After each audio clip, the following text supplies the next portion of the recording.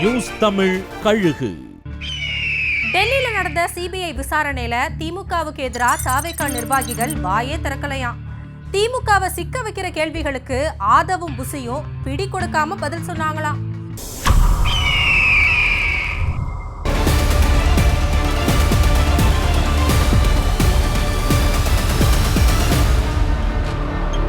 கரூர் கூட்ட நெரிசல் வழக்கு தொடர்பா டெல்லி சிபிஐ ஆபீஸ்ல விசாரணைக்கு ஆஜரான தாவேக்காவோட ஆதவ் அர்ஜுனா, புஸ்ஸி ஆனந்த், நிர்மல் குமார் கிட்ட முதல் நாள் 9 மணி நேரம் விசாரணை நடத்தப்பட்டுச்சு. மறுநாள் 3ஆம் நாள்னு விசாரணை சீரியஸா தொடர்ந்துகிட்டே இருக்கு. தாவேக்க நிர்வாகிகள் கிட்ட தனித்தனியா ஏகப்பட்ட கேள்விகள் கேட்கப்பட்டுச்சான். குறிப்பா திமுகவையும் தமிழக அரசையும் சிக்க வைக்கிற மாதிரியான பல கேள்விகள் இருந்ததா சொல்றாங்க.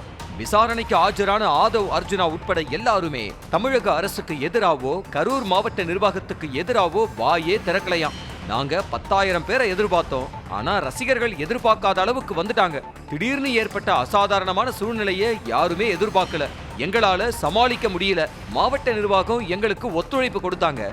பாதிக்கப்பட்டவங்களை காப்பாத்துறதுல முழு கவனமும் செலுத்தினாங்கன்னு சொன்னாங்களாம். திட்டமிட்டு அந்த நெரிசல் உருவாக்கப்பட்டுச்சா, போலீஸ்காரங்களே அப்படி ஒரு சூழ்நிலையை ஏற்படுத்தினாங்களா அப்படிங்கிற தொனியில பல கேள்விகள் இருந்ததா சொல்லப்படுது.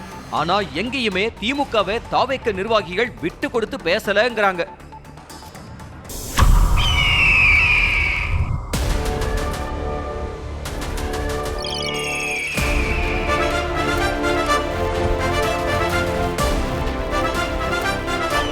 நியூஸ் தமிழ் கழுகு.